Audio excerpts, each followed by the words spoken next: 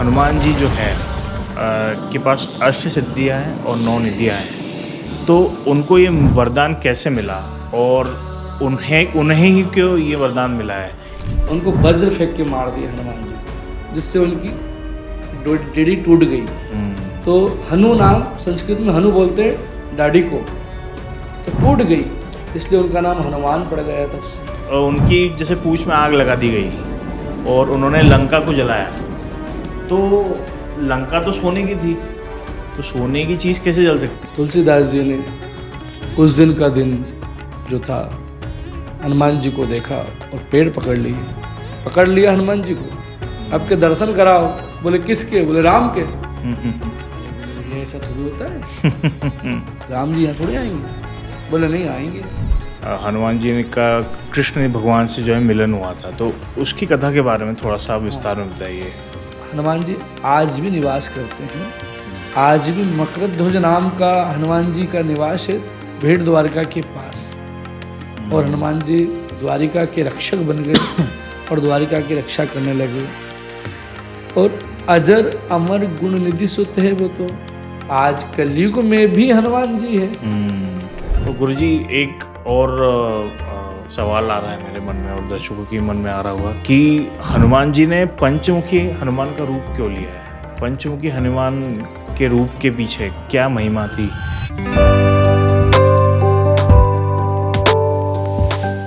नमस्कार दोस्तों, बहुत बहुत स्वागत है आपका मेरे चैनल कॉस्मिक ज्ञान में। आज हम हनुमान जी के चरित्र के बारे में बात करेंगे और इसके लिए हमारे साथ में गेस्ट आए हैं पंडित कृष्णकांत पुरोहित जी, जो कि एस्ट्रोलॉजी और वास्तु के बहुत बड़े जानकार हैं और हनुमान जी के बहुत बड़े भगत भी हैं। पंडित जी बहुत बहुत स्वागत है आपका। जय श्री राम। जय श्री राम। तो पंडित जी, हनुमान जी की महिमा के बारे में थोड़ा सा आप वर्णन करें कि हनुमान जी क्या महिमा है और हनुमान जी का कहाँ जन्म हुआ था और हनुमान जी राम जी के सबसे बड़े भगत क्यों हैं? सबसे पहले श्री राम जय जय राम। मनोजवं मारुततुल्यवेगं जितेन्द्रियं बुद्धिमतां वरिष्ठं वातात्मजं वानरयूथमुख्यं श्रीरामदूतं शरणं प्रपद्ये। रामाय रामभद्राय रामचन्द्राय वेदसे रघुनाथाय नाथाय सीताये पतये नमः। गजाननं भूतगणादिसेवितं कपितजम्बूफलचारुभक्षणम् उमासुतं शोकविनाशकारिकं नमामि विघ्नेश्वरपादपङ्कजं। बन्धुं गुरुपदपद्मपरागा सुरचि सुभाष सरस अनुरागा। मैं जितना भी जानता हूँ अपनी वाणी से प्रभु श्री राम के चरणों में प्रणाम करके, हनुमान जी के चरणों में प्रणाम करके, अपने प्रबुद्ध गुरुजनों के चरणों में प्रणाम करके आज हनुमान जी के चरित्र का वर्णन करने का मुझे सौभाग्य प्राप्त हुआ है, सो मैं करता हूँ। आपने क्वेश्चन करा है सार्थक जी कि हनुमान जी का जन्म कब, कहाँ और कैसे। हनुमान जी कौन है ये हम जाने पहले, है ना। हमारे आज की स्थिति में हनुमान जी को सब बानर रूप देखते हैं, सब बानर ही जानते हैं। हाँ, बानर ही है वो, लेकिन कौन है वो? जब भगवान रामचंद्र जी ने अयोध्या में जन्म लिया, तब सारे देवता कपि रूप में आकर निवास करने लग गए। सब अपनी अपनी सेवा देने के लिए सब कपि के रूप में आए। तो हनुमान जी जो है वो शंकर का स्वरूप है। तो भगवती श्री पार्वती जी से शंकर जी ने कहा कि हे प्रिय, मैं भी राम जी की सेवा करने के लिए जाऊंगा। भगवती ने कहा प्रभु आप सेवा करने जाओगे तो कैलाश कौन संभालेगा? ये पूरी सृष्टि को कौन संभालेगा? आप अगर चले जाओगे तो कहा भगवती मैं जाऊंगा जरूर, लेकिन मेरा एक रूप यही रहेगा और एक रूप सेवा के लिए वहाँ राम जी के पास जाएगा। तो कहा आप तो रावण के बहुत बड़े देवता हैं, रावण आपको पूजता है, और जो आपको पूजता है उसी के खिलाफ आप लड़ने के लिए जाओगे क्या? भगवती ने कहा। शंकर जी ने कहा नहीं नहीं, रावण ने मेरे 10 अवतारों की पूजन की है, मैं एकादश रुद्र के रूप में भगवान राम जी की सेवा करने के लिए जाऊंगा। सब देव दरहि कपि रूपा, तो मैं भी कपि के रूप में भगवान की सेवा के लिए जाऊंगा। अब माध्यम चाहिए जाने के लिए, जन्म लेना जरूरी है, क्योंकि राम जी ने भी तो जन्म लिया कौशल्या के गर्भ से, तो हनुमान जी को भी जन्म लेना है। तो माँ अंजना के गर्भ में हनुमान शंकर जी ने पवन देव के माध्यम से प्रवेश किया और जन्म लिया। अंजना जो है वह इंद्र की अप्सरा, इंद्रलोक की अप्सराएं थी। तो एक समय किसी ऋषि का अपमान कर दिया था उन्होंने, इसलिए उनको श्राप दे दिया ऋषि ने। पहले ऋषि बहुत जल्दी गुस्सा हो जाते थे और श्राप देते थे कि जाओ तुम्हें ऐसा हो जाए, और उनके श्राप झूठे भी नहीं जाते थे, सत्य होते थे। तो उन्होंने कहा जाओ तुम बंदरी हो जाओ, बंदरिया बन जाओ, बंदर का रूप धारण कर लो। तो उन ऋषि से सबने प्रार्थना की प्रभु इनकी कोई ज़्यादा बड़ी गलती नहीं है, तो के मोर साफ अति व्यर्थ न जाई, जो श्राप दिया वो व्यर्थ तो जाएगा नहीं, वो जो है सो है। पर एक इसमें संशोधन हो सकता है। क्या संशोधन? संशोधन ये हो सकता है कि आप जब इच्छा होगी तब सुंदरी का रूप धारण कर लोगी, और जब इच्छा होगी जब बंदरी का रूप धारण कर लोगी। और वह पृथ्वी लोक को आ गई। इधर केसरी जो राजा थे वह युवराज थे उस समय, उन्होंने उस अप्सरा को देखा सुंदर रूप में और उनके साथ विवाह कर लिया। भगवान की कृपा देखिए, पवन देव के माध्यम से जो है शंकर जी का अंश अंजना के गर्भ में, और हनुमान जी का प्रागट्य रूप। हनुमान जी ने अंजना के गर्भ से जन्म लिया। और भी उनके भाई थे, दितिमान, धृतिमान, श्रुतिमान, ऐसा वर्णन अन्य जगह अन्य पुराणों में आता है।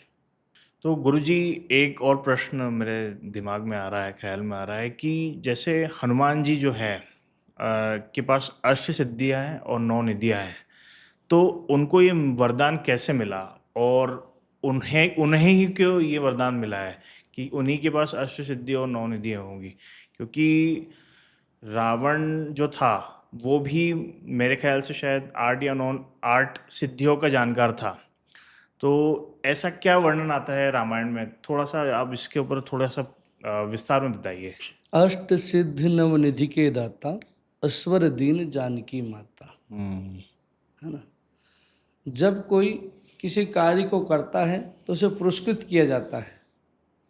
आज भी हमारे यहाँ पुरस्कार करने की विधा चलती है। किसी ने कोई अच्छा कार्य किया तो उसको प्रोत्साहन किया जाता है।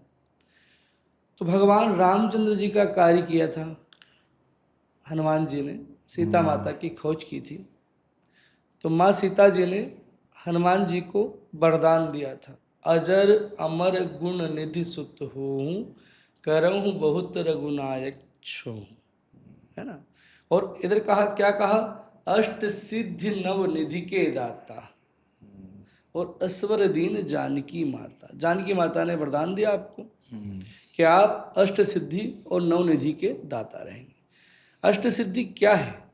हम अष्ट सिद्धि के बारे में जाने तो अष्ट सिद्धि है जो कि सिद्धियाँ होती है हमारी ताकत। सिद्धि का मतलब होती है ताकत, और निधि का मतलब होता है धन। ताकत भी और धन भी दोनों हैं हनुमान जी के पास। अनिमा नाम की सिद्धि है उनके पास, गरिमा नाम की सिद्धि है, महिमा नाम की सिद्धि है, लघुमा नाम की सिद्धि है, प्राप्ति नाम की सिद्धि है, प्राप्य नाम की सिद्धि है, और ईशित्व नाम की सिद्धि है, और वाशित्व नाम की सिद्धि है।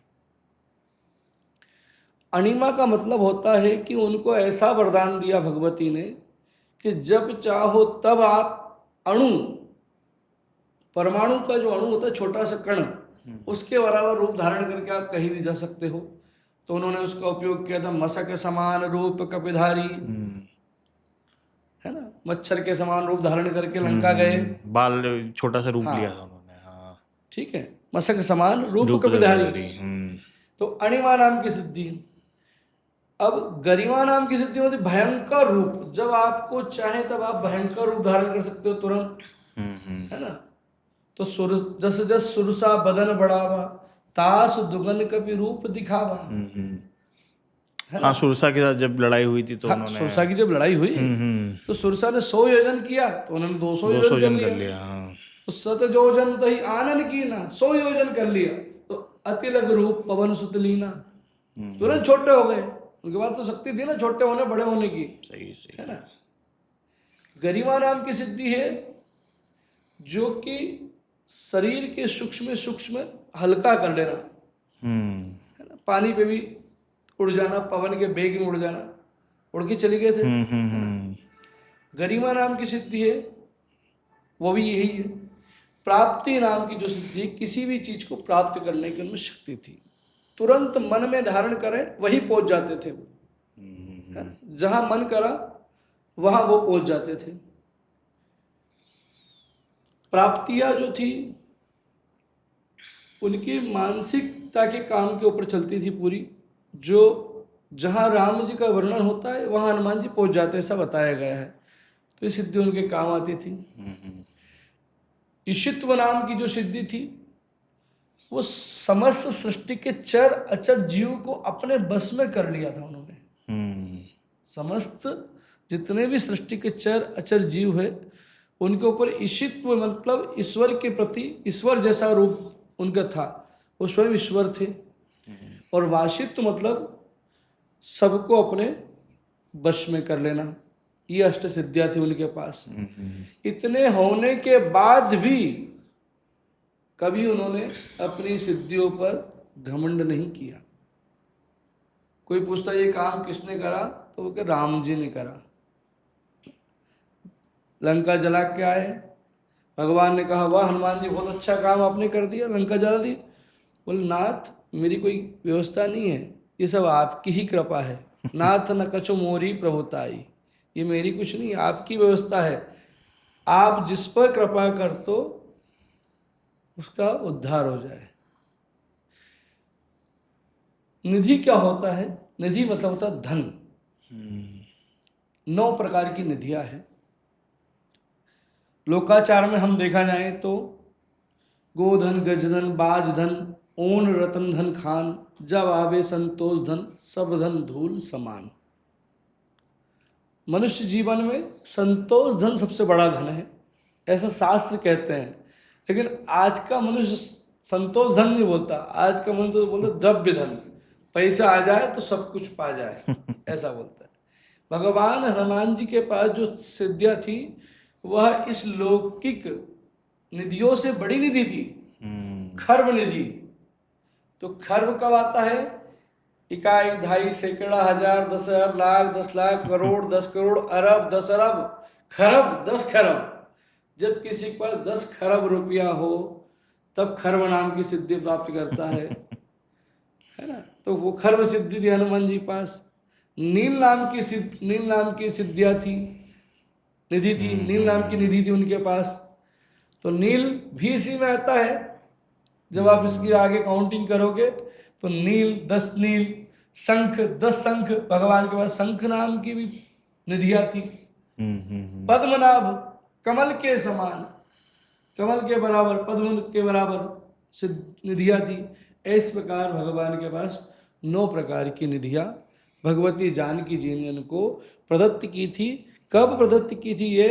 जब वो लंका में प्रवेश किया उन्होंने और सीता जी की खोज करके राम जी का समाचार सीता जी को सुनाया, मुद्रिका दी, तब भगवती ने ये आशीर्वाद उनको दिए थे। पंडित जी, एक और प्रश्न आता है मेरे दिमाग में कि जैसे हनुमान जी जो हैं, उनके गुरु जो हैं सूर्य देव को कहा गया है, तो इसकी क्या कथा है, इसका क्या वर्णन है कि सूर्य देव जो है उनके गुरु हैं और उन्होंने जो उनकी गुरु दक्षिणा है वो सूर्य देव से ली थी, इसके बारे में थोड़ा सा विस्तार में बाल्यकाल में जब हनुमान जी क्रीड़ा करते थे, छोटे थे, घर में बच्चे खेलते हैं, किसी भी चीज़ को पकड़ने की जिद कर लेते हैं और आज भी हासिल कर लेते हैं। तोतली भाषा बोलते हैं, मीठी भाषा बोलते हैं। जो बालक करे तो तरी बाता, मात पिता मुदित मन भाता, ऐसी व्यवस्था है। इन्हीं कड़ी में हनुमान जी भी चल रहे थे बाल के रूप में। एक दिन माँ अंजना कहीं कार्य से चली गई और केसरी जो थे राजकाज के पाठ से काम से कहीं चली गए। हनुमान जी को बहुत जोर से भूख लगी। अच्छा, जब जब भूख लगी हनुमान जी ने तब तब उत्पात किया है। एक बार भूख लंका में लगी उनको, तो रावण को सबक सिखा के आए, और इस बार भूख लगी बाल्यकाल में तो सूर्य को ही ग्रहण कर लिया उन्होंने। बाल समेर भक्ष लियो तब तीनों लोक भयो अंधियारो, तीनों लोक में अंधकार छा गया। अब उन्होंने तो सोचा कि ये फल है कोई पूर्व से आया है, पूर्व दिशा थी, सुबह का सूरज था, लालिमा का सूरज। उन्होंने कहा कोई फल है, और बंदर का स्वभाव है, फल खाने की आदत है, फल खाऊं तो ही तोरे उलागा। जो खराब फल उसको फेंक देते थे, अच्छे फल खाते थे, ये व्यवस्था थी। तो क्या हुआ कि हनुमान जी ने सूर्य को ग्रहण कर लिया। तो राहु का दिन था उस दिन, राहु काल था, मतलब ग्रहण का दिन था। उस दिन राहु ग्रसित करने वाला था सूर्य को। तो जब देखा ये तो ये लेके बैठे हैं, तो दोनों में टकरार हो गई। अच्छा। और एक कथा ये भी आती है कि जब सूर्य को निगल लिया गया, अंधकार हो गया, तो देवताओं में अचंभा हो गया कि आज कौन सा सूर्य ग्रहण है, आज तो ग्रहण का दिन भी नहीं है। ऐसी भी की कथा आती है। तो सब राहु के पास चली गए। तो राहु ने कहा मैं तो भैया यहाँ बैठा हूँ, मैंने थोड़ी ग्रसित किया। बोलो फिर कौन ने ग्रसित किया? तब देखा तो एक बालक सूर्य के पास बैठा हुआ है। तो राहु ने कहा ये तो मेरा अधिकार है, सूर्य मेरा अधिकार है, सूर्य को मैं ही ग्रसित कर सकता हूँ, बाकी कोई ग्रसित नहीं कर सकता है। तो हनुमान जी ने उनको जो है डांट फटकार के भगा दिया राहु को। तो वो दौड़ते दौड़ते राजा के पास आए। राजा कौन? इंद्र। कोई भी प्रजा के कहीं दुख आएगा तो कहाँ जाएगा? राजा के पास जाएगा। इंद्र के पास गए, इंद्र से ही बात हुई। तो इंद्र ने जो है उनको वज्र फेंक के मार दिया हनुमान जी को, जिससे उनकी डेढ़ी टूट गई। तो हनु नाम, संस्कृत में हनु बोलते हैं डाढ़ी को, तो टूट गई, इसलिए उनका नाम हनुमान पड़ गया तब से। अब जब डोटी तोड़ दी और किसी बालक के ऊपर कोई प्रहार कर दे तो उसके पिता के ऊपर क्या बीतेगी। तो पवन देव उनके पिता थे, आध्यात्मिक पिता। वैवाहिक पिता केसरी थे। हाँ, ऐसा दो मतलब कहा गया है कि जैसे दो विचार है कि बोलते हैं कि भाई पवन देव भी उनको ही पिता कहा गया है, और केसरी जो उनके पिता है रियल, वो तो पिता है ही सही, तो पिता है इसी। तो इसमें क्या देखिए, दैहिक पिता और आध्यात्मिक पिता, जिन्होंने जिसके देह से, जिसके अंश से उत्पन्न हुए वो दैहिक हो गए, और जिसने ज्ञान दिया वो आध्यात्मिक हो गए। अच्छा। तो पवन देव उनके आध्यात्मिक पिता थे। उनको पवन के बराबर वेग था उनके पास, वो शक्ति पवन देव ने उनको दी थी, तो वो आध्यात्मिक पिता थे। तो उन्होंने क्या किया, जब इंद्र ने वज्र मार दिया तो उन्होंने सारी पृथ्वी पर पवन का वेग बंद कर दिया, वायु बंद कर दी, ऑक्सीजन लेवल गिरा दिया। कोरोना काल में देखा था ना, ऑक्सीजन गिर गया था, सब कैसे तड़प रहे थे, तो ऐसे ही उस समय कोरोना ला दिया था उन्होंने भी सारे जगत में अपने पुत्र के लिए। और पिता वही है जो पुत्र के लिए लड़े, और पुत्र वही है जो पिता के लिए लड़े। सही। ये एक संवाद से हमको ये प्रेरणा मिलती है कि पिता पुत्र के लिए जीवन होता है, पिता पुत्र का एक दूसरे के लिए। तो इंद्र को समझाया, पवन देव, इंद्र आए पवन देव के पास, समझाया उनको, पर नहीं माने वो। क्योंकि इनसे बड़ी शक्ति आएगी तब मानेंगे ना, सिस्टम वो है। तो ब्रह्मा जी आए, ब्रह्मा जी ने कहा कि हम सारे देवता विनती करते हैं पवन देव, आपके जो लाल है उनको अब कोई प्रहार होगा ही नहीं कभी, ऐसा हम वरदान दे देते हैं। ब्रह्मा जी ने वरदान दे दिया। इंद्र ने कहा मेरा वज्र कभी इनको छुएगा ही नहीं। कुबेर ने कहा मेरी सारी संपत्तियां इनकी है ना। सारे देवताओं ने अपना अपना वरदान दे दिया और वह वरदान लेके बलिष्ठ हो गए। अब माता पिता को एक ही चिंता रहती है बाल्यकाल में, अच्छी शिक्षा, संस्कार, है ना, विद्या अच्छी प्राप्त हो जाए, शिक्षा अच्छी प्राप्त हो जाए तो आज की स्थिति में बच्चा सुधर जाए। तो ये चिंता पहले ही होती थी। तो माता अंजनी को भी चिंता थी कहीं न कहीं कि मेरे पुत्र को अच्छी शिक्षा मिले,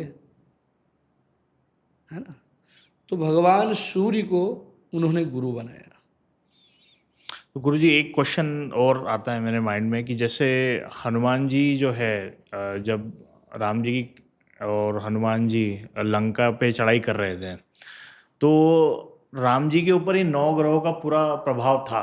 वो इधर उधर वनों में भटके और हर जगह मतलब फल उन्होंने खाया और बहुत बहुत स्ट्रगल किया जब वो 14 वन हाँ, के जीवन वनवास के में सारे थे। जो तो 9 ग्रहों का पूरा प्रभाव जो है राम जी पे पड़ा, पर हनुमान जी पे 9 ग्रहों का पूरा कोई प्रभाव नहीं पड़ा है। ऐसा क्यों? बाल समय ही रवि भक्ष लिया था ना उन्होंने। तो जब सूर्य राजा को ही अपने बस में कर लिया तो ये ग्रह के राजा है कौन? सूर्य। सूर्य, चंद्र, मंगल, बुध, गुरु, शुक्र, शनि, राहु और केतु, ये ग्रह 9 प्रकार के ग्रह हैं। तो सूर्य मंत्रिमंडल के राजा हैं। और अब जब जिसका शिष्य हो, प्रधानमंत्री का कोई शिष्य है, प्रधानमंत्री का कोई चेला है, तो उसके ऊपर दूसरे मंत्रिमंडल की कोई चलेगी क्या? नहीं चलेगी। पहली बात तो एक मजाक की तौर की बात है। लेकिन मेन चीज क्या है कि उनको वरदान मिल गया था शुरू में ही, जब बचपन में ही, कि किसी प्रकार के कोई ग्रह, कोई देवता, कोई आपके ऊपर प्रभाव नहीं डाल सकता है। आपके जीवन में एक ही प्रभाव पड़ेगा, वह है राम नाम का प्रभाव। अच्छा, इसलिए उनके ऊपर कोई ग्रह की कोई व्यवस्था नहीं थी। जो ग्रह था, जब तक वरदान नहीं मिला था तब तक राहु की दृष्टि पड़ी तो रोटी टूट गई, तब तक था। लेकिन जब वरदान मिल गया, इसके बाद हनुमान जी पर कभी कोई ग्रह की दृष्टि नहीं पड़ी।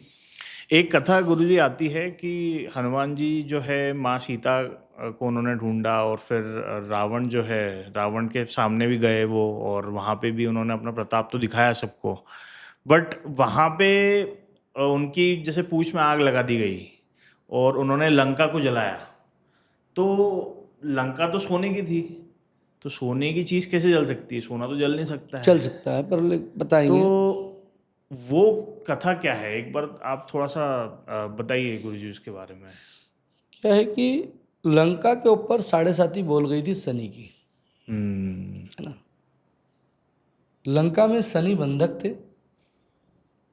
इंद्रजीत ने सारे ग्रहों को, सारे देवताओं को अपने पिता के आदेश पे बांध के रख लिया था। इंद्रजीत मेघनाथ रावण का ऐसा बेटा था जो रावण की मन की बात समझ जाता था और रावण नहीं बोलता उसके पहले वो कार्य कर देता था। तब हनुमान जी की पूंछ में आग लगाई। तो एक कवि कहते हैं कि लंका जो जली नहीं है, वो जली तो सीता के संताप से जली, रावण के पाप से जली। सीता के संताप से जली, रावण के पाप से जली, और हनुमान जी के बाप से जली, मतलब राम जी से जली। ऐसे कभी जो है कहते हैं कि हनुमान जी ने कुछ नहीं किया, सब राम जी ने किया है। तो शनि जब आग लगी, अग्नि देवता थे वहां पर, उनके अग्निदेव बंधक थे, तो आग लगी तो पवन उनके पिता थे, तो चल ही मरुत 49। जैसे आग लगी वैसे ही 49 प्रकार की हवाएं चली, चले मरुत 49। तो जब 49 प्रकार की हवाएं चली तो लंका के ऊपर शनि की दृष्टि पड़ गई, लंका पूरी काली कर दी गई शनि ने। अच्छा, ऐसा बताते हैं, ऐसा वर्णन है। अच्छा, और गुरुजी एक चीज़ और मैं दर्शक भी और मैं भी जानना चाहते हैं कि जैसे हनुमान जी गए माँ सीता की खोज करने के लिए और वहाँ पे उन्होंने विभीषण को की पहचान कैसे करी, क्योंकि जो कहते हैं कि भाई रावण तो बहुत बड़ा मायावी था और उसके बस में सारे देवी देवता उसने कर हाँ रखे थे, सही तंत्र का भी बहुत बड़ा जो वो है ज्ञानकार था और शिव जी का बहुत बड़ा भगत था वो। तो हनुमान जी ने विभीषण को कैसे पहचाना कि ये एक राम भक्त है, एक विष्णु जी का भगत है? तो इसकी एक क्या कथा है गुरु जी? मंदिर मंदिर पति कर सोदा, देख ही चाहता अगणित जोधा। गए हूँ दसानन मंदिर माही, अति विचित्र कही जात सुनाई। है ना। और हरि मंदिर तहाँ भिन्न बनावा। सारे मंदिरों में, सारे मकानों में एक मकान भिन्न था, वह था विभीषण जी का राम नाम लिखा हुआ। तुलसी का क्यारा था वहाँ पर। हनुमान जी ने तर्क वितर्क लगाया, तर्क तार्किक थे, रिसर्चेबल थे। शोध करी, मंदिर मंदिर प्रतिकर शोधा, शोध करी उन्होंने कि कौन सा अपने लायक और कौन सा अपने लायक नहीं। नहीं है। तब तुलसी का पौधा विभीषण जी के घर में देखा, तो हनुमान जी ने विभीषण जी के घर को पहचान लिया और पहचान के विभीषण जी से ब्राह्मण का रूप धारण करके प्रणाम किया। ब्राह्मण का रूप धारण क्यों किया कि क्षत्रिय भी होगा, राक्षस भी अगर होगा या कोई भी होगा तो एकदम से ब्राह्मण गाय, बालक और स्त्री पर प्रहार नहीं करता है। शास्त्र कहता है ब्राह्मण गाय, बालक और स्त्री पर एकदम से कोई भी प्रहार नहीं करता है। उन्होंने ब्राह्मण का रूप विप्र रूप धरि वचन सुनाए, सुनत विभीषण उठिता आए। विभीषण जी को ब्राह्मण का रूप धारण करके हनुमान जी ने प्रणाम किया और उनकी बातचीत होने लगी। तो गुरुजी एक और सवाल आ रहा है मेरे मन में और दर्शकों के मन में आ रहा होगा कि हनुमान जी ने पंचमुखी हनुमान का रूप क्यों लिया है? पंचमुखी हनुमान के रूप के पीछे क्या महिमा थी? गाथा ऐसे आती है कि उन्होंने अहिरावण से कुछ जाके लड़ाई की थी और राम जी को बचाया था वहाँ पे। तो गुरुजी उस गाथा के बारे में थोड़ा सा आप विस्तार में बताइए। रावण 3 प्रकार के रावण थे। रावण, अच्छा, 3 प्रकार के। अहिरावण और महिरावण। तो रावण को तो राम जी ने मार दिया। अहिरावण का जब समय आया, पाताल लोक ले जाते रहे थे राम लक्ष्मण को, तो संकट आ गया रामादल में कि पाताल में ले गया और वहाँ पर कौन जाए, तो वहाँ पर हनुमान जी गए। तो जब अहिरावण को मारने का समय आया तो हनुमान जी ने पंचमुखी हनुमान का रूप धारण किया। 5 मुख 5 दिशाओं के कारक है। 5 मुख भगवान विष्णु के अवतार माने जाते हैं। पहला मुख जो है उनका पूर्वादि मुख वानर का मुख है, जो पूर्व में है वानर का मुख। दक्षिण में उनका नरसिंह का रूप है, नरसिंह भगवान का। पश्चिम में उनका जो रूप है गरुड़ जी का रूप है, गरुड़ भगवान का, जो भगवान के वाहन थे गरुड़ जी।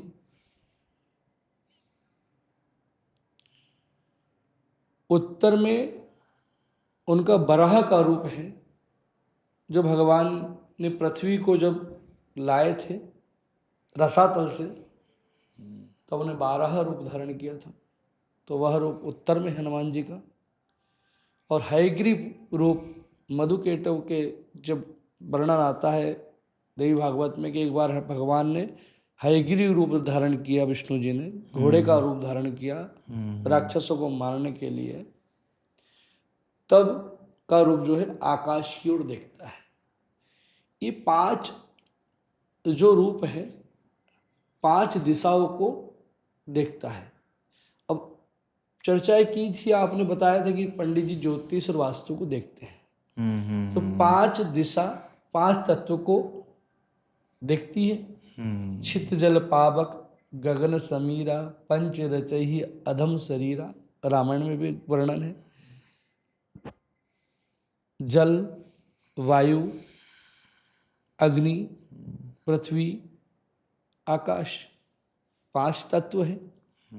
5 तत्व से सही शरीर बना है, 5 तत्व से सृष्टि बनी है। और ये पांचों जो स्वरूप है हनुमान जी का, पंचमुखी हनुमान, ये पांचों स्वरूप 5 तत्व को दर्शाता है। और 5 दिशाओं से प्राप्त करने की व्यवस्था बताता है। उत्तर दिशा जो है उसमें 12 का रूप भगवान ने लिया है। तो जल तत्व की व्यवस्था को बताते हैं। भगवान ने 12 रूप जब धारण किया था तो जल में पृथ्वी थी, रसातल में पृथ्वी थी।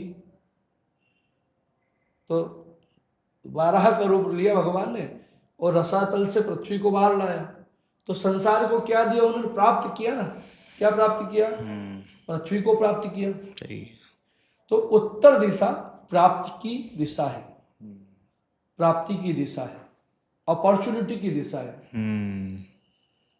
कोई चीज प्राप्त करना हो तो उत्तर दिशा है। हनुमान जी का 12 रूप वाला फोटो लगा दीजिए, आपको निश्चित रूप से प्राप्ति मिल जाएगी। दूसरा रूप पूरब दिशा की ओर हनुमान जी का वानर रूप का है। वानर रूप जो होता है ना हनुमान जी का, वो विजय का रूप है। किसका रूप है? विजय का रूप है। और वानर सोशल के प्रति, समाज के प्रति वानर बहुत जागरूक होते हैं। गांव में बंदर आ जाए तो बच्चे कैसे कूदते हैं। वानर की जो है लोकप्रियता बहुत ज्यादा है अन्य वन्य जीवों की अपेक्षा। जैसे कोई दूसरा जीव हो जाए तो इतना भीड़ ना लगे, लेकिन बंदर गांव में जाए तो भीड़ लग जाए। कुल बंदर आ गए, बंदर आ गए। तो पूरब दिशा जो है वह है सोशल नेटवर्किंग, सामाजिकता की, सोशलता की, विद्या की। हनुमान जी ज्ञानी नाम अग्रगण्यम थे। तो जो वानर वाला रूप है तो वह पूर्व दिशा की ओर था उनका। तो बुद्धि का प्रादुर्भाव हुआ उनका। और यह वायु तत्व को दर्शाता है, पूर्व दिशा। वायु तत्व तो हनुमान जी, वानर कहाँ रहते हैं? अक्सर जंगलों में रहते हैं, हवा ही ग्रहण करते रहते हैं, पत्ते ही खाते रहते हैं। तो ये वायु तत्व का हो गया। तीसरा मुख उन्होंने जो धारण किया था वह नरसिंह का रूप धारण किया था, है ना, नरसिंह का रूप। तो नरसिंह का रूप है जो विष्णु जी का रूप था, है। लेकिन दुर्गा चालीसा में आता है, नरसिंह रूप धरियो जग माही श्री नारायण अंग समाई। कहीं कहीं दुर्गा बताया गया कि दुर्गा ने नरसिंह रूप धारण करा था और नारायण के अंदर समा गई थी। नरसिंह रूप धरियो जग माही श्री नारायण अंग समाई। तो अग्नि तत्व को देता है, निडरता को देता है। शेर क्या है? शेर निडरता को देता है, उपलब्धि देता है, प्रसिद्धि देता है ना। शेर क्या करता है? और वो तो उसके शहर जैसे दहाड़े, मोदी जी की जैसे सुना, मोदी जी का शहर जैसे दहाड़ते हैं, है ना, शहर जैसे बोलते हैं। तो शेर क्या करता है? उपलब्धि देता है, प्रसिद्धि देता है। तो जो नरसिंह रूप है भगवान का, अग्नि तत्व को देखता है, दक्षिण दिशा को, वह निडरता को देता है, काल से लड़ने की ताकत देता है नरसिंह का रूप। इसलिए दक्षिण रूप उन्होंने पाताल में जब अहिरावण को मारना था तब ये रूप धारण किया।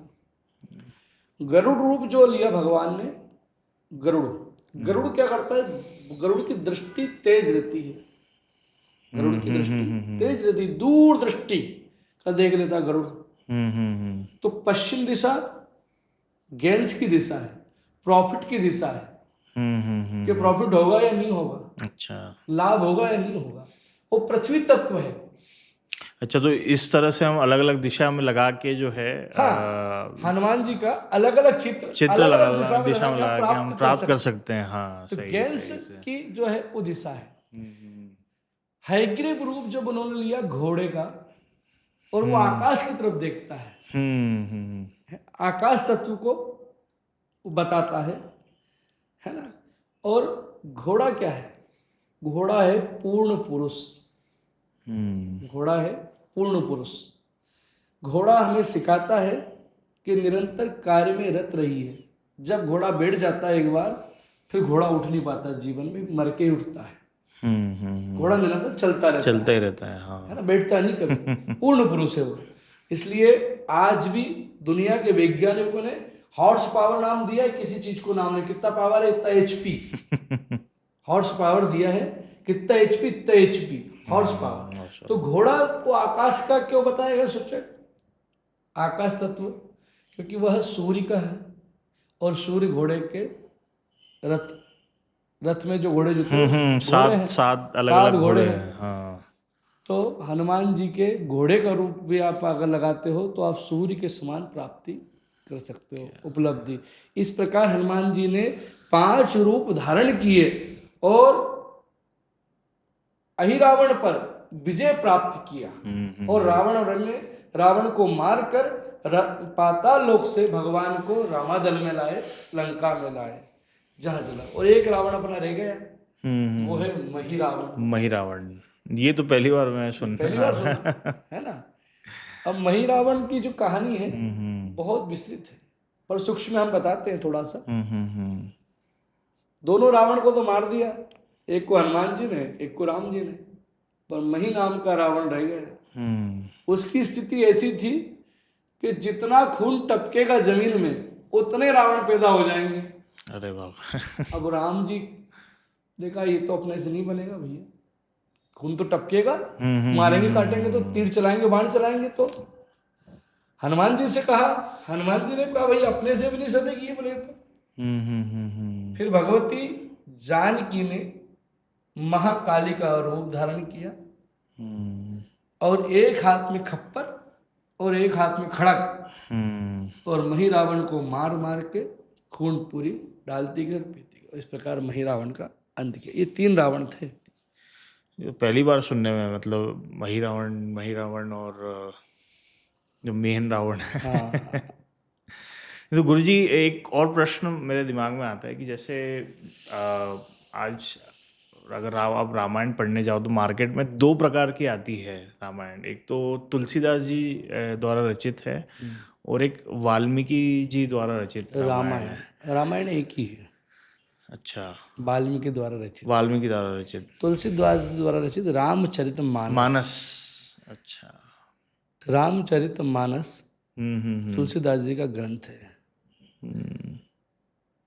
तुलसीदास जी ने भगवान राम जी का वर्णन किया है रामचरित मानस में। तुलसीदास जी पत्नी प्रेमी व्यक्ति थे।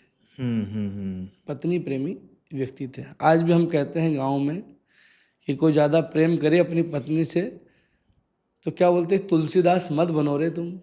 मतलब ज़्यादा प्रेम मत करो रे, है ना। तो उनकी धर्मपत्नी मायके चली गई थी और वो जो थे घर पर थे, पर याद सताने लगी पत्नी की। तो वह गंगा पार, उनका गांव था पत्नी का, तो जो गंगा किनारे गए तो गंगा पूर थी, पानी था, बरसात के दिन थे। तो विरह की वेदना जो होती ना बहुत कठिन होती है, बहुत पीड़ादायक होती है।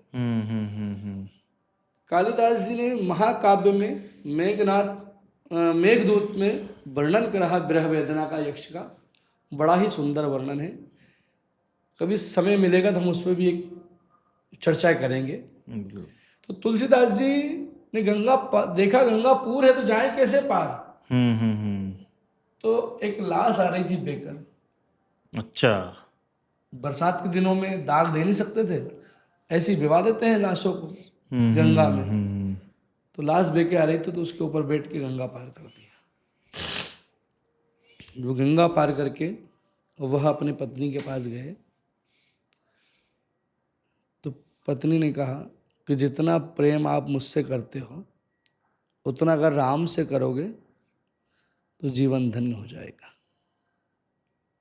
उन्होंने उसी दिन से निश्चय कर लिया है कि अपने आप को राममय कर दिया और चित्रकूट में आकर भगवान राम जी की सेवा करने लगे, वर्णन करने लगे, राम जी की कथा कहने लगे, सुनने लगे, गाने लगे। बहुत समय बीत गया तो कहते हैं कि उनको एक बार एक भूत मिल गया, अच्छा। है ना, वो कोई मिल गया भूत, जागृत हो जाते भूत मिल जाते, अच्छी आत्माएं भूत होती है कोई तो मिल जाती है। तो कहीं कहते हैं कोई कहानी है ये कहीं पुराणों में नहीं, कहीं निश्चित नहीं, पर कहते हैं कि वो एक जगह जल डालते थे रोज, वो जल बबूल के पेड़ में, उसमें से भूत पैदा हो गया और उन्होंने कहा मांगो क्या चाहते हो। तो उन्होंने कहा कि मैं राम जी के दर्शन चाहता हूँ। तो राम जी के दर्शन, तो भूत ने कहा हाँ हो जाएंगे। बोले कौन कराएगा? तो बोले वो एक बुढ़ा बाबा बैठा रहता है ना तुम्हारी कथा में, सबसे पहले आता और सबसे बाद में जाता है। तो क्या हनुमान जी? तो नाम लेती भूत गया, है ना, भूत पिशाच निकट नहीं यहाँ पे, महावीर जब नाम सुना है, महावीर जब नाम सुना पे। फिर थोड़ी देर बाद आगे मिला। अरे बोले प्रभु तुम वो उसका नाम मत लिया करो मेरे सामने, मैं वो डरता हूँ उससे। बोले तो बोले वही जो है आपको दर्शन कराएंगे। तुलसीदास जी ने उस दिन का दिन जो था हनुमान जी को देखा और पेड़ पकड़ लिए कि प्रभु आप स्वयं हनुमान जी हैं। और उनके पास वरदान था माँ जगज्जननी सीता जी का कि जब चाहे जो रूप धारण कर लेने। और उन्होंने एक ही वरदान मांगा था भगवती से कि माँ जहाँ राम कथा हो ना, जहाँ राम का वर्णन हो ना, वहाँ मैं सूक्ष्म रूप में जाके बैठ जाऊँ और उस कथा का पूरा श्रवण करूँ, यही वरदान मुझे चाहिए। तो इस प्रकार उन्होंने हनुमान जी को पकड़ लिया हनुमान जी को। अब के दर्शन कराओ। बोले किसके? बोले राम के। अरे बोले भैया ऐसा थोड़ी होता है, राम जी यहाँ थोड़ी आएंगे। बोले नहीं आएंगे। तो अच्छा बोले मैं बोलूँ जब समझ जाना तू। बोले ठीक है। तो एक दिन भगवान चंदन वंदन घिस रहे थे तुलसीदास जी, तो राम जी और लक्ष्मण जी आए वहाँ पर दर्शन देने। तो लिखा भी है दोहा, चित्रकूट के घाट पे भई संतन की भीड़, तुलसीदास चंदन घिसे तिलक दे रघुवीर। ये तोता का रूप धारण करके हनुमान जी ने, शुक का रूप धारण करके हनुमान जी ने मीठी वाणी से ये शब्द बोले। तब राम के दर्शन तुलसीदास जी को हुए और उन्होंने उनकी कृपा से उन्होंने श्री रामचरितमानस नाम का महाकाव्य की रचना की, जो आज मानव जीवन में एक प्रेरणादायक है। हर घर में रामायण की कम से कम एक चौपाई का, दो चौपाई का, एक दोहा का, 5 दोहा का पाठन होना चाहिए, सुनन होना चाहिए, सुनना चाहिए, जानना चाहिए। पहले के समय में हर घर में रामायण का पाठ होता था, चतुर्मास रामायण चलती थी। आज ये युग परिवर्तन के कारण सब भूल गए हैं, संस्कार बच्चों में व्यवस्थित नहीं आ रहे हैं। कहीं न कहीं इन सब चीज़ों के कारण पीछे कारण है। हाँ, मेरे हिसाब से तो शायद स्कूल के अब सिलेबस में भी इसको इंक्लूड कर देना चाहिए ताकि नहीं पहले था।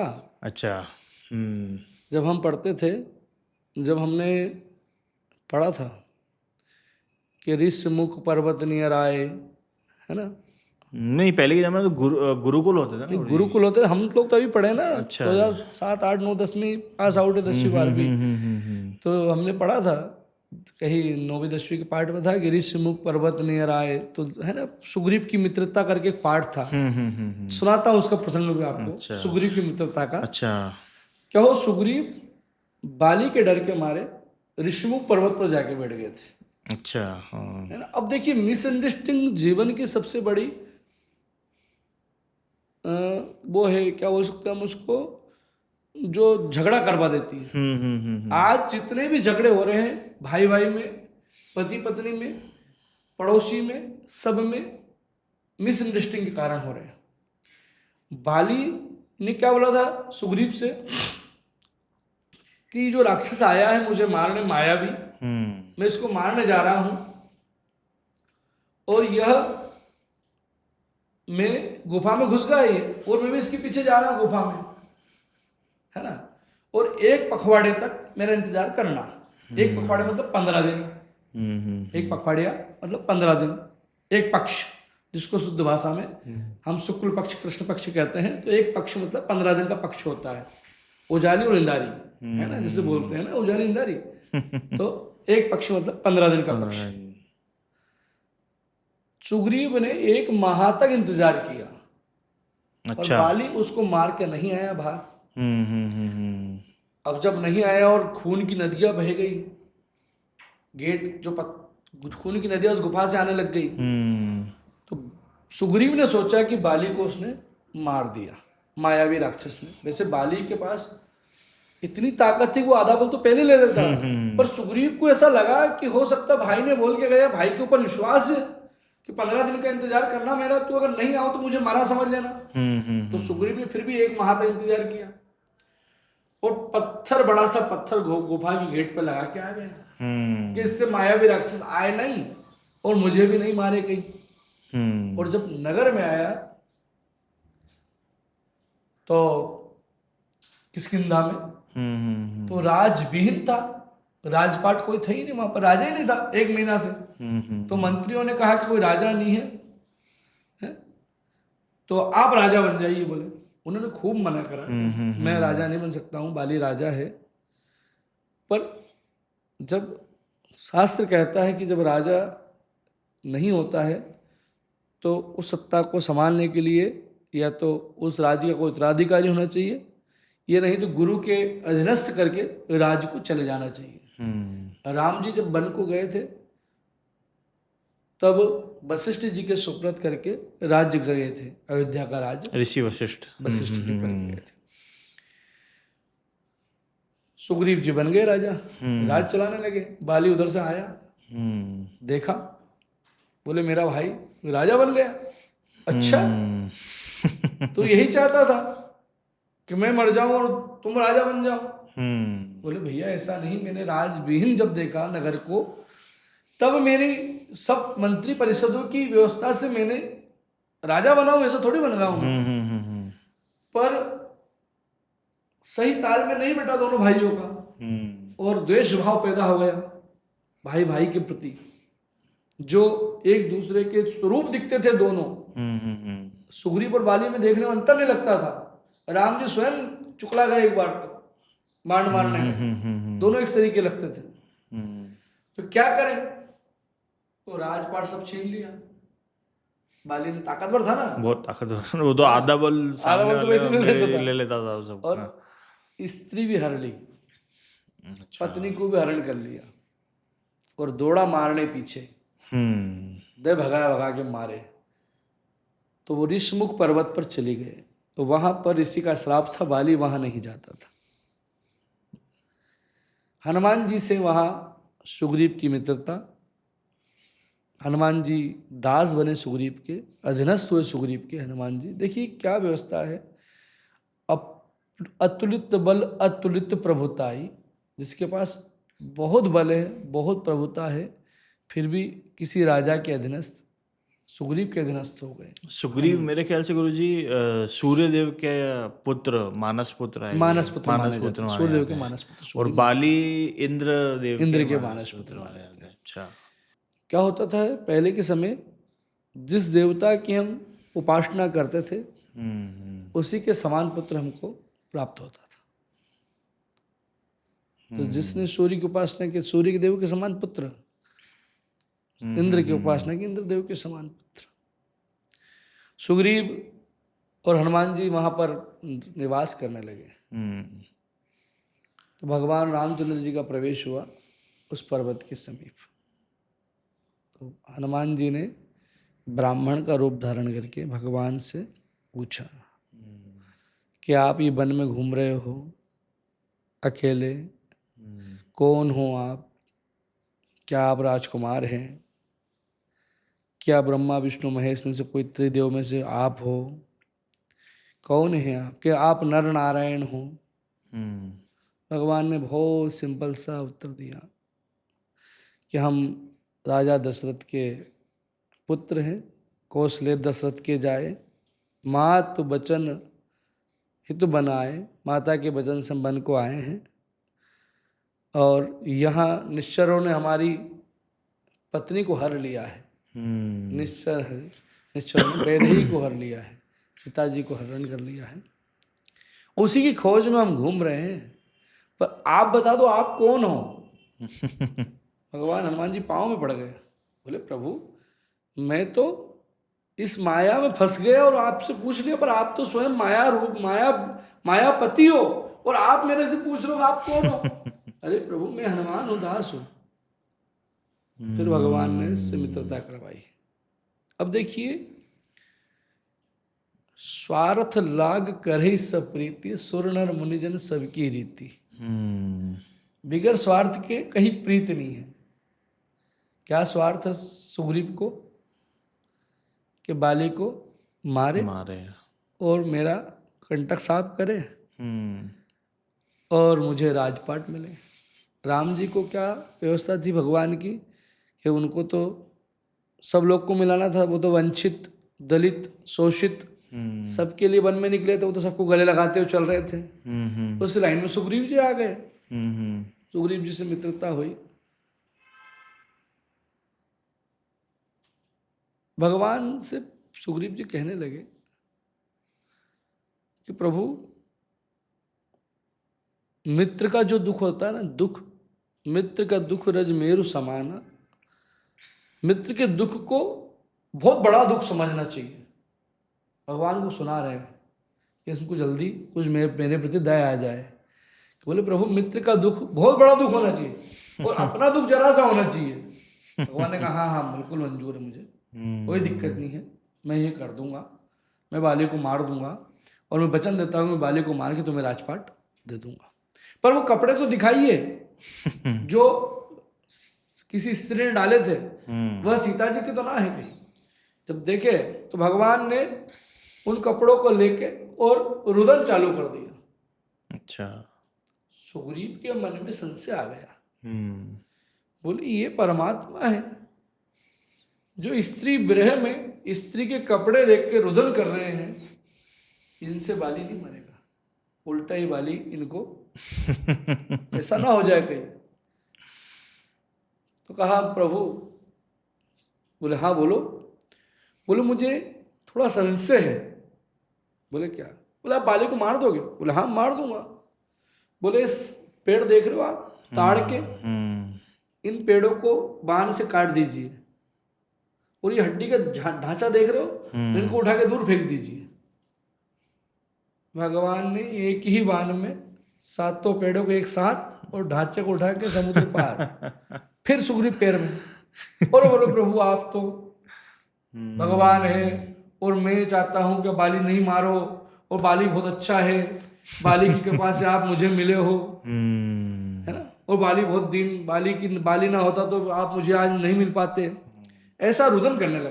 भगवान ने कहा सुग्रीव बाली मरेगा सो मरेगा, मैंने जो वचन दे दी है वो वचन झूठे नहीं जाएंगे, अब बाली को मारना ही पड़ेगा। और बोले प्रभु आप मैं तो धन्य हो गया हूँ, मैं तो भगवान के चरण में आ गया हूँ, मैं नहीं चाहता हूँ ये मोह माया छोड़ना चाहता हूँ, ये राजपाट सब क्या है, सब मिथ्या, इस प्रकार के भाषण देने लगे, बोलने लगे सुग्रीव जी। भगवान ने कहा नहीं नहीं, माया का पर्दा हटाया। भगवान ने माया का पर्दा लगाया, बैरागी का हटाया और बाली को भगवान ने मारा। बाली के मन में एक प्रश्न आया कि मुझे क्यों मारा। बाली के मन में प्रश्न आया कि मैं मेरी सुग्रीव प्यारा, कावन कवन नाथ मुझे मारा, मैं मेरी सुग्रीव प्यारा है, आपने मुझे क्यों मारा, सुग्रीव को क्यों नहीं, सुग्रीव क्यों प्यारा है आपका। और रही बात रावण की सीता हर लेगा, मैं तो 1 मिनट में लाके देता, आप बोलते सही। इस व्यक्ति ने 6 महीने कांख में दबा के रखा हो रावण को, वो कितना बलशाली है, अतुलित। तो भगवान ने कहा कि अनुज बधु भगनी सुत नारी ये समकन्या समचारी, ये तीनों कन्या समचारी, ऐसा बोला। इन्हीं कुदृष्टि बिलोक ही जाओ, इनको कोई जो बुरी नज़र से देखता है उनको मारने में कोई बद नहीं लगता है, कोई पाप नहीं है। बोले भगवान ये मनुष्य के लिए व्यवस्था है, हम तो बंदर जाति से हैं, हमारे पे ये लागू नहीं होता है। बाली ने कहा हम बंदर जाति से आते हैं और हम पर ये लागू नहीं होता है।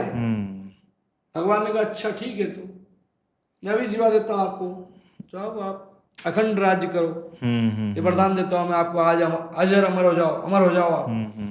चलो इस शरीर को आप सालों के धाम जाने की जरूरत नहीं, आपको अमर कर देता हूँ मैं, अभी हाथ फेर देता हूँ एक।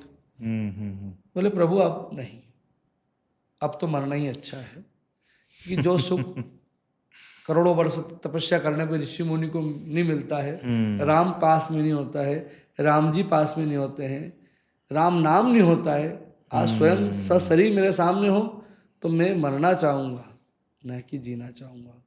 ऐसा बोल के बाली ने अपने प्राणों का अंत किया। तो गुरुजी द्वापर युग के अंदर भी एक ऐसा वर्णन आया है कि हनुमान जी जो है, हनुमान जी का कृष्ण भगवान से जो है मिलन हुआ था, तो उसकी कथा के बारे में थोड़ा सा विस्तार में बताइए।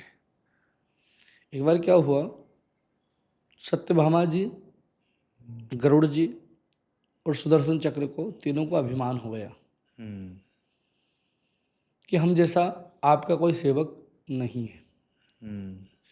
भगवान के पास जो अभिमान कर लेता है ना, भगवान उसका अभिमान तुरंत खत्म कर देते हैं। भगवान के अभिमान नहीं चलता है ना।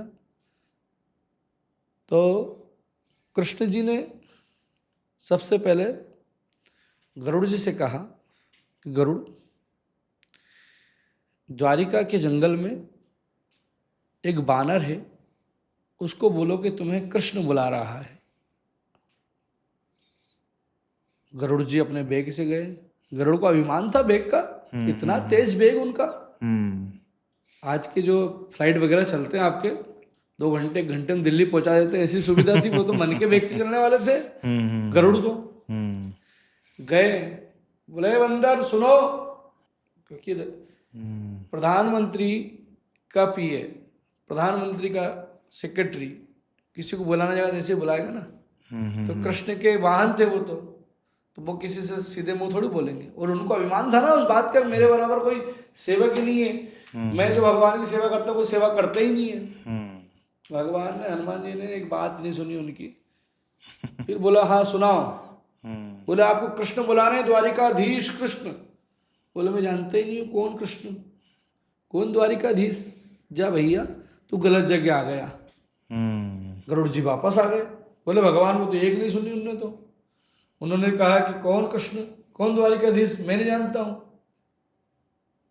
बोले ऐसा बोलना, राम जी बुला रहे हैं आपको। फिर गरुड़ जी गए। बोले सुन रहे हो बानर? बोले हाँ बोलो। बहुत है, इतनी विनम्रता थी। और विनम्रता उसी के पास आती है सार्थक जी जिनके पास विद्या होती है। विद्या ददाति विनयम, हम जब पढ़ते थे तो सुभाषिता के श्लोक आते थे स्कूल के सिलेबस में। विद्या ददाति विनयम विनयात याति पात्रत्वम, पात्रत्वा धनमाप्नोति धनात् धर्म तथा सुखम। वह श्लोक आज सार्थक हो रहा है कि विद्या से विनय प्राप्त होता है। विद्या से विवाद प्राप्त नहीं करना चाहिए। जो विद्या से विवाद प्राप्त करे वह मूर्ख की गिनती में आता है। अभी प्रसंग आ गया तो सुन लीजिए थोड़ा सा, एक बहुत रोचक है। विद्या क्या है? विद्या वह है जो दूसरों का हित करे। विद्या ज्ञान देती है ना। विद्या से ज्ञान देना चाहिए, ना कि किसी से विवाद करना चाहिए। विद्या हमेशा ज्ञान के लिए होती है। और धन से दान होना चाहिए। पर आज धन से मद कर रहे हैं, अहंकार में जी रहे। जिसके पास धन है ना वो अहंकार में जी रहा है। तो विद्या से दान होना चाहिए, विद्या से ज्ञान होना चाहिए, विवाद नहीं होना चाहिए। और धन से दान होना चाहिए, मद नहीं होना चाहिए। और शक्ति से कोई परेशान नहीं होना चाहिए। शक्ति रक्षा के लिए बनाई गई है। शक्ति रक्षा के लिए बनाई गई है। तो शक्ति रक्षा के लिए है, तो शक्ति से आज लोग परेशान हो रहे हैं। जो दादा पहलवान है वह शक्ति से लोगों को परेशान कर रहे हैं। तो विद्या से विनय प्राप्त होती है, विनय से पात्रत्व मिलती है, पात्रत्व से धन प्राप्त होता है, और जब धन प्राप्त होता है तो सुख प्राप्त होता है। धन सदगति से आता है ना तो बड़ा सुकून देता है। धन की गति या तो चोर हर लेता है उसको, या उसको दान कर दीजिए, या ईडी का छापा पड़ जाएगा, राजहरण कर लेगा, और या भोग कर लीजिए। धन की 4 गति है। धन की गति 4 बताई गई है। या तो उसको भोग कर लीजिए या दान कर दीजिए, नहीं तो चोर हरण हो जाएगा, और नहीं तो नष्ट हो जाएगा, और या फिर राजहरण, ईडी का छापा पड़ जाएगा। तो हनुमान जी के पास गरुड़ जी गए। गरुड़ जी ने कहा, हे वानर, आपको अयोध्यापति श्री रामचंद्र जी बुला रहे हैं। तो सुनत श्रवण पावहि विश्रामा, जैसे राम नाम सुना वैसे मन में प्रफुल्लित हो गया। आहा, मजा आ गया, क्या बात है। भगवान प्रसन्न हो गए हनुमान जी।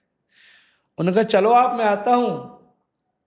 बोले, आप वृद्ध हो, आप बूढ़े हो, मेरी पीठ पे बैठी हुई बेग से पहुंचा दूंगा आपको। अरे बोले, भाई आप चलो, हम आ जाएंगे।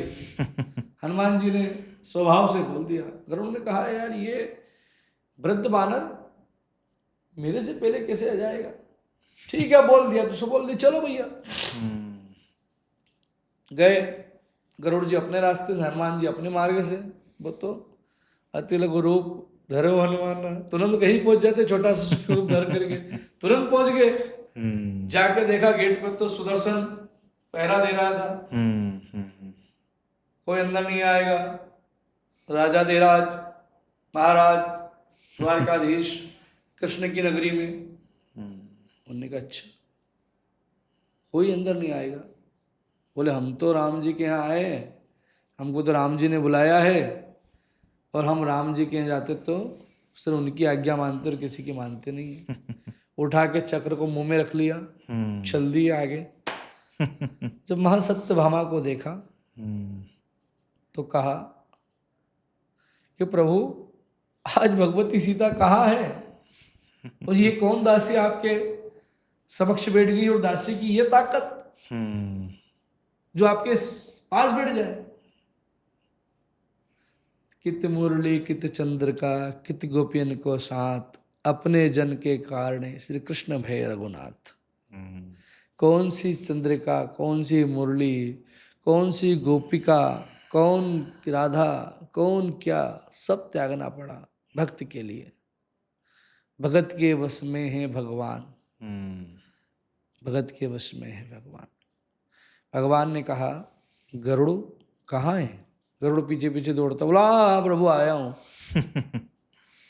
बोले, कुछ मिला होगा सुदर्शन। बोले, ये सुदर्शन आपका अभिमान तीनों का चूर किया भगवान के माध्यम से।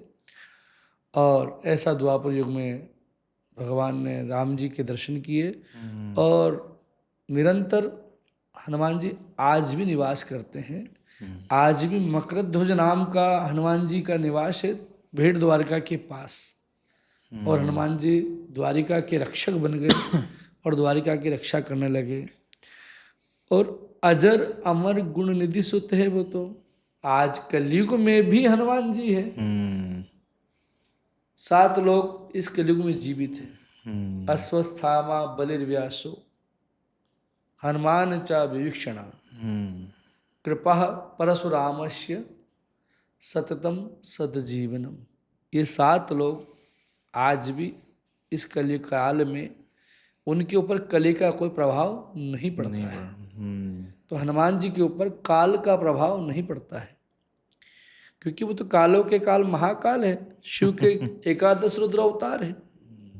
भगवती ने पूछ लिया एक बार हनुमान जी शिव जी से कि अगर सूर्य उग जाता और सूर्य उग जाता और लक्ष्मण जी मूर्छित नहीं खुलती तो आप क्या करते? बोले मैं उस मृत्यु को भी खा जाता, मैं उस मौत को भी निगल जाता। जब मैं सूर्य को निगल सकता हूँ, जो सृष्टि को रोशनी देता है, ऊर्जा देता है, तो मैं उस काल को भी निगल जाता, क्योंकि मैं काल में ही हूँ। मेरा ही तो रूप है एकादश रुद्र। जब सजीवन बूटी लाने में देर हो गई तो हनुमान जी ने कहा कि मैं काल को भी निगल जाता राम के लिए। तो सेवक भाव ऐसे थे उनके, जो काल से भी नहीं डरते थे, क्योंकि काल उनके ऊपर कोई प्रभाव नहीं था उनके किसी प्रकार के। तो कालो काल महाकाल खुद स्वयं ही स्वयं है। एकादश रुद्र थे वो भगवान। रुद्र अवतार और थे जो तो भगवान शंकर के से रुद्र से अवतार हुए, जिन जिन लोगों का उनका कोई विनाश थोड़ी। भैरू बाबा है ना, वो विनाश है क्या? जगह जगह होटले बने, आज पूरे कलयुग में भैरू जी पुजा रहे हैं। आज कलिकाल में हनुमान जी का बहुत प्रभाव है। छोटा सा प्रसंग सुनाता हूँ आपको मेरे जीवन का। हम बहुत छोटे हुए करते थे। हमारे गांव से 1 किलोमीटर दूर हनुमान जी का मंदिर है, आज भी हमारे मंदिर है खुद का वो। वहाँ जल चढ़ाने जाते थे हम, और आज भी हमारे घर से कोई न कोई सदस्य जाता है। तो उस जंगल के रास्ते में जब जाते थे हम, तो जंगल था, घना जंगल, और वहाँ कच्चा मशानिया होता था। क्या होता था? कच्चा मशानिया। उसके पार नदी थी, उस नदी के पार हनुमान जी का स्थान आज भी बना हुआ दिव्य स्थान है। बड़ौदा बालाजी सरकार, उन्हीं की कृपा से मैं आज यहाँ हूँ, जो राम जी की कृपा है उन। तो हम जाते थे, बहुत छोटे थे, 8-10 साल, 9 साल, 8 साल के हुआ करते थे। तो हमारे नाना जी, पिताजी कहते थे, नाना जी के यहाँ रहते थे हम, और पिताजी भी यहीं साथ में थे हमारे, रहते हमारे। तो हम कहते थे, बाबा हमको डर लगता है हनुमान जी पे जाने में। अरे बोले बुर्बक, हनुमान जी पे जाने में डर लगता है? वो तो सब को डराते हैं। मैंने कहा नहीं, वो हनुमान जी पे नहीं, वो कच्चा मसाना में जो जाते हैं ना हम रास्ते में, उसमें डर लगता है हमको। वहाँ बच्चे गाड़ते हैं ना उनका वहाँ। तो उन्होंने कहा कि भूत पिशाच निकट नहीं आवे, महावीर जब नाम सुनावे। तो हमारे तो जहन में वो चौपाई आज भी है कि हनुमान चालीसा पढ़ लो, सारा जीवन का उद्धार हो जाएगा। दूसरा प्रसंग जीवन की घटना का आता है, सुंदरकांड का। सन 2022-23 की बात है। मेरे जीवन में संकट की घड़ी आई थी कुछ। तो उस संकट से उभरने के लिए मैंने अपने जो पूज्य हैं उनसे प्रश्न किया कि मैं क्या करूं, मेरे साथ ऐसी स्थिति बन रही है। मतलब जिसको हम कह सकते हैं कि विपरीत परिस्थिति बन गई, योग गलत हो गई, कुछ समय सही नहीं चल रहा था, मानसिक तनाव था बहुत ज़्यादा। धन की प्राप्ति दुनिया में सब प्राप्ति नहीं है, मन संतोष सबसे बड़ी प्राप्ति है। मानसिकता थी थोड़ी सी। तो मेरे पूज्य चाचा श्री हैं, उन्होंने कहा कि आप हनुमान जी का सुंदरकांड का पाठ करिए, आप 180 पाठ कर दीजिए, आपकी समस्या का समाधान हो जाएगा। वो दिन है कि आज का दिन है। मैं निरंतर सुंदरकांड का पाठ घर से करके चलता हूँ, इसके बाद ही कुछ कार्य करता हूँ। और वह दिन भूल गया हूँ, कहाँ गए वो मेरे विपरीत परिस्थिति के। हनुमान जी की ऐसी कृपा है मेरे ऊपर, और भगवान सबको यह कृपा दे, हम सब पे कृपा बनी रहे, सबके ऊपर वह कृपा बनी रहे, राम जी की कृपा और हनुमान जी की कृपा। गुरुजी, मैं आपसे जानना चाहता हूँ कि राम नाम की महिमा के बारे में आप थोड़ा सा बताइए। राम नाम मणि दीप धरूं, चहूँ देरी ये द्वार, तुलसी भीतर बाहरो जो चाहे उजिया। तुलसीदास जी कहते हैं कि राम नाम की महिमा का वर्णन तो शारदा शेष भी नहीं कर पाया। सारे समुद्र की शाही बना लो और भगवती लिखने बैठे तो वे राम की महिमा का वर्णन नहीं कर सकते हैं। हम कुछ अंश का वर्णन राम जी के कर सकते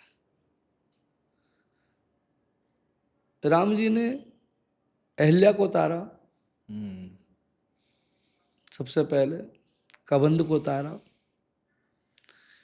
सुरसा से मिले, सुरसा को तारा, ताड़का को तारा, मारीच स्वभाव को तारा, कालनेमी एक राक्षस था। इन सबको उन्होंने तारा। कालनेमी को हनुमान जी ने गुरु दीक्षा दी है, हनुमान जी मिले उनसे तो सही तरीके से। क्या है कि राम नाम जो है सुनते ही सर्व दुखों का नाश हो जाता है। राम नाम सुनते ही सारे दुखों का नाश हो जाता है। हनुमान जी जब लंका में प्रवेश किया, लंकनी के यहाँ, वो लंकनी को घूसा मारा, तो लंकनी ने कहा कि अब मुझे भरोसा हो गया है कि राम जी आ गए हैं और निशाचरों का नाश निश्चित है। राम की महिमा देखिए, उस लंका में जहाँ निशाचर निवास करते हैं, जैसे कि जहाँ आतंकवादी रहते हो और वहाँ एक सदमनुष्य रहना बहुत कठिन बात हो जाती है ना। जहाँ दुष्ट प्रवृत्ति के लोग रहते हो, वहाँ एक सज्जन का रहना बहुत कठिन होता है। पर विभीषण जी उस राम की ताकत से, उस राम नाम की ताकत से लंका में निवास कर रहे थे। हनुमान जी ने भी राम नाम तहि सुमरण की ना, राम नाम के सुमरण किया। विभीषण जी से मिले तो विभीषण जी ने जैसे ही राम नाम सुना, वैसे ही विश्वास हो गया कि ये कोई राम का दूत है, है ना।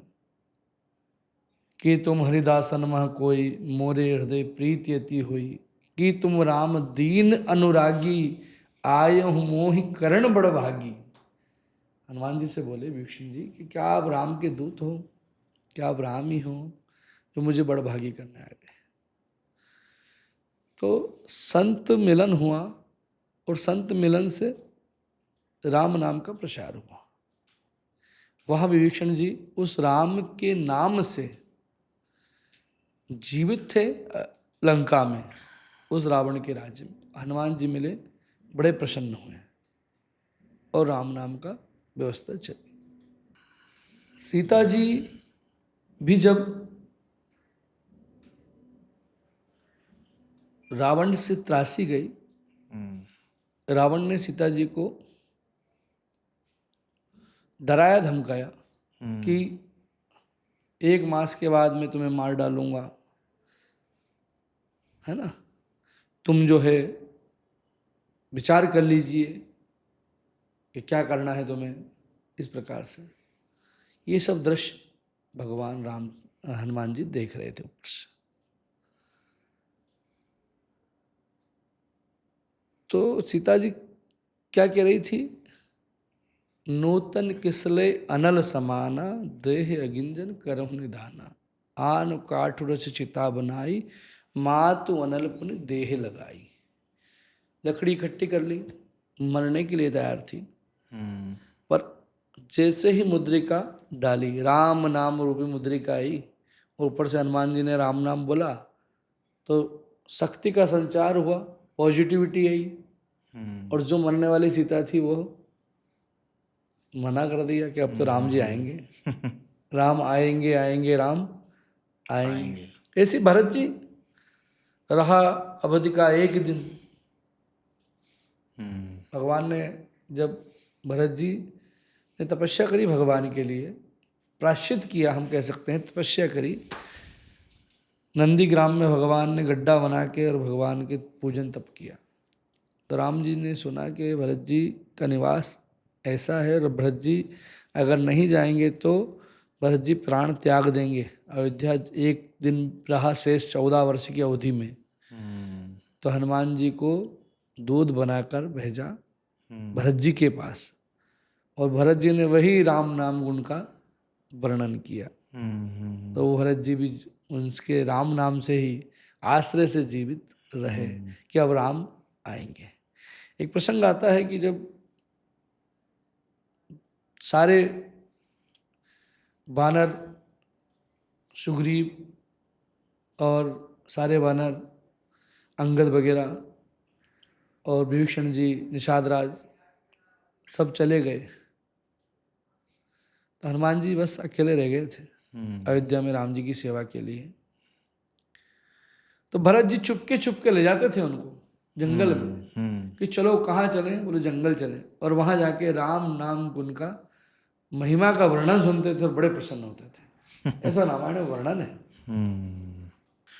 तो गुरुजी, हमने आज चर्चा की हनुमान जी के बारे में, हनुमान जी के गुणों को जाना और अलग अलग कथाएं हनुमान जी की हमने सुनी। तो मैं बस आखिरी प्रश्न आपसे बस यही पूछना चाहता हूँ कि आप युवाओं को क्या संदेश देना चाहते हैं हनुमान जी के इस पॉडकास्ट के द्वारा, इस माध्यम के द्वारा? देखिए, हनुमान जी एक तरफ, युवा एक तरफ, अगर देखा जाए तो, है ना, क्योंकि आज के युवा को सबसे पहला जो नौकरी पैसे करते हैं, जो नौकरी वगैरह करते हैं, जो ना करते वो भी करते हैं, वही सब युवा के बारे में बात करते हैं हम। सबसे मेन चीज है टीम वर्क, कि हमें किसी भी कार्य को करने के लिए टीम बनाना चाहिए। हनुमान जी चाहते तो लंका में गए थे, सीता जी को भी ले आते, रावण को मार भी आते, सारे निशाचरों को एक साथ मार आते, पर उन्होंने अपनी सेना इकट्ठी करी, टीम बनाई, और टीम बना के उन्होंने लंका पे चढ़ाई करवाई। Team work. आज क्या होता है, युवा थोड़ा सा संकट आता है और धैर्य खो देता है। उस संकट आया और वो अपना साहस खो दिया, धैर्य खो दिया, पेशेंस लेवल बहुत डाउन हो गया। तो मेरा कहना ये है कि धैर्यता सीखे हनुमान जी से। नाक उसमें ब्रह्मफास में बांध लिया, है ना, बांध लिया ब्रह्मफास में, नागपास में, ब्रह्मफास, हाँ, नागपास में तो उनको बांधा राम जी को, हाँ, ब्रह्मफास में बांधा, ब्रह्मबाण इंद्रजीत ने चलाया और बांध के ले गए, और दूसरे घर में, शत्रु के घर में खड़े हैं और बाकायदा जवाब दे रहे हैं। साहस नहीं खोया, धैर्य नहीं खोया उन्होंने, और उन्होंने अपना संकट का समय था वो, कि चाहते तो मार देते वो, लेकिन उन्होंने अपना धैर्य नहीं खोया और साहस नहीं खोया। उन्होंने धैर्यता से और साहस से काम लिया। तो युवाओं से मेरा यही कहना है कि किसी भी कठिन से कठिन समस्या जाए जीवन में, हनुमान जी से प्रेरणा लेनी चाहिए कि धैर्यता नहीं खोना चाहिए और साहस नहीं खोना चाहिए। जब वो उड़ रहे थे ना, लंका की ओर जा रहे थे, तब देवताओं ने बाधक बने, है ना, सुमेरु पर्वत से बोला कि आप रोक लो उनको, और सुरसा नाम है इनकी माँ था, सुरसा जो देवताओं की माँ है, उनको भेजा और कहा उनको रोक के उनका समय बर्बाद करिए। तो क्या कहा, राम काज कीने बिनु मोहि कहाँ विश्राम। आज के युवाओं से मेरा एक ही कहना है, लक्ष्य निर्धारण होना चाहिए, लक्ष्य स्पष्ट होना चाहिए कि मेरा लक्ष्य क्या है। हनुमान जी का लक्ष्य स्पष्ट था कि लंका जाकर सीता जी की खोज करना और राम जी को उसकी खबर सुनाना। जब तक ये काम नहीं होगा तब तक ना कहीं रुकना है, ना किसी की बात सुनना है। स्पष्ट उद्देश्य था। निर्णय लेने की क्षमता बहुत प्रबल थी उनमें, गलत निर्णय नहीं लेते थे, सही निर्णय लेते थे। उन्होंने देखा कि मैं अगर लंका से मुद्रिका ले जा तो माँ जगदम्बा को मुद्रिका दे दी, और कुछ में भी बदले में चूड़ामणि उतार के माँ जगदम्बा ने दी उनको, कि ले जाके भगवान को चिन्ह दे देना, है ना।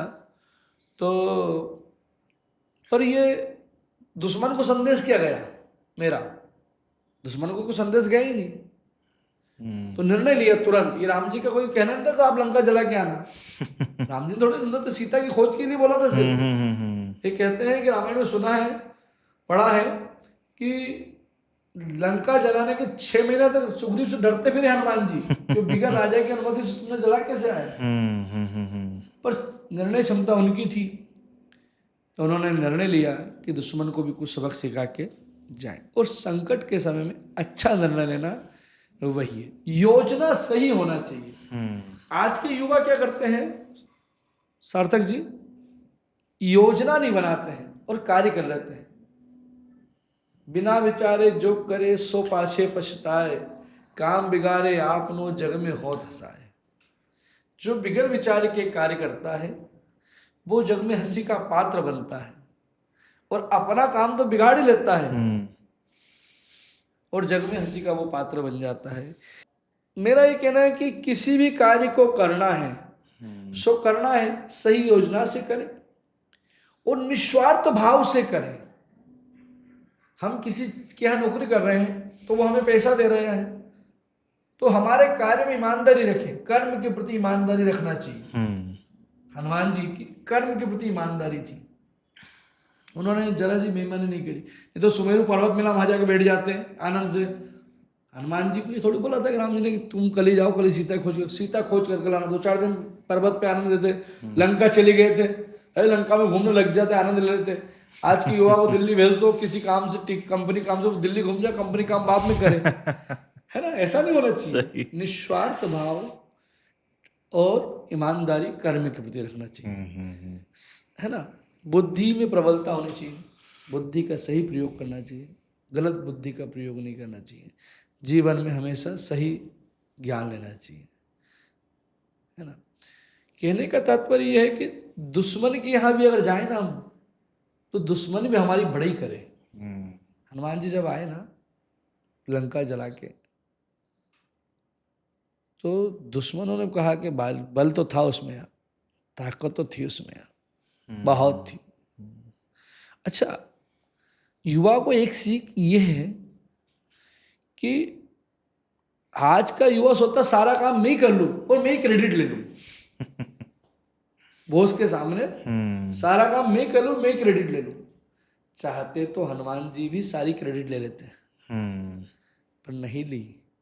सुग्रीव से मित्रता करवाई, सुग्रीव को क्रेडिट दी कि भैया मैं नहीं, सुग्रीव जी राजा है, तो यहाँ के राजा, नगर के समीप जो राजा है, लंका के समीप राजा ये है, ये हमारी मदद करेंगे, है ना। वहां गए तो विभीषण जो क्रेडिट दी कि सीता की खोज कैसे करूं बताओ मुझे। तो उन्होंने कहा अशोक वन में सीता है, त्रिजटा नाम की राक्षसी मेरी पुत्री वहां निवास है, वहां क्रेडिट उनको दी। बाद में आए जब पुल बनाने का समय आए तो नल नील को क्रेडिट दी। खुद ही बना सकते थे, राम नाम तो खुद ही लिख रहे थे। जो स्वयं उड़ के जा सकते हैं, जो सारी अष्ट सिद्धि निधि के दाता है, स्वयं कुछ भी कर सकते हैं, पर टीम को क्रेडिट दी उन्होंने, नल नील को उन्होंने आगे बढ़ाया कि आप पुल बनाइए, आप क्रेडिट लीजिए। जब समय आया अयोध्या में सबको वस्त्र आभूषण भेंट करने का, तब भी हनुमान जी पीछे ही रहे सबसे। सारे वानरों को, सारे छोटे छोटे वानरों को, अंगद को, इनको राम जी के द्वारा वस्त्र आभूषण पहनवाए और सबको विदा कर दिया। और रुकने की क्रेडिट किससे ली पता है? खुद मन से नहीं रुके। सुग्रीव से बोला कि राम जी चाहते हैं मैं 10-15 दिन और उनकी सेवा कर लूं, बोले। तो आज की युवा ने क्रेडिट लेना चाहिए, मना नहीं, पर पूरी टीम को क्रेडिट बांटना चाहिए। कल का जैसे मैच था, तो एक कप्तान पूरी क्रेडिट थोड़ी लेता है, और नहीं कप्तान से टीम मैच जीतते हैं, पूरी टीम जीतती है, पर सारे खिलाड़ियों की मेहनत, सारे खिलाड़ियों का अभ्यास, उन सबकी कार्य क्षमता ने ही पूरे मैच को जिताया है। तो यही युवा को सीखना चाहिए कि हम सबको क्रेडिट बांटते चलना चाहिए, टीम में सबको साथ लेके कार्य करना चाहिए, अकेले हम कार्य ना करें। एक सबसे बड़ा ये सीख हनुमान जी से हमको, मतलब टीम वर्क और मैनेजमेंट के, team work management Hanuman ji से सीखना चाहिए। क्या मैनेजमेंट था उनका, कितना शानदार मैनेजमेंट। आप देखो, तेल भी तुम्हारा, लंका भी तुम्हारी है, आग भी तुमने लगाई और पूंछ भी हमारी नहीं जली। देखिए मैनेजमेंट, सही मैनेजमेंट। नो इन्वेस्टमेंट, पूरा प्रॉफिट। कोई इन्वेस्ट नहीं किया, सब प्रॉफिट ही प्रॉफिट है, नाम जी के नाम हो गया। कहने का तात्पर्य ये है। अब आज का जो विषय है उसको यहीं विराम देते हैं। श्री राम, जय जय राम।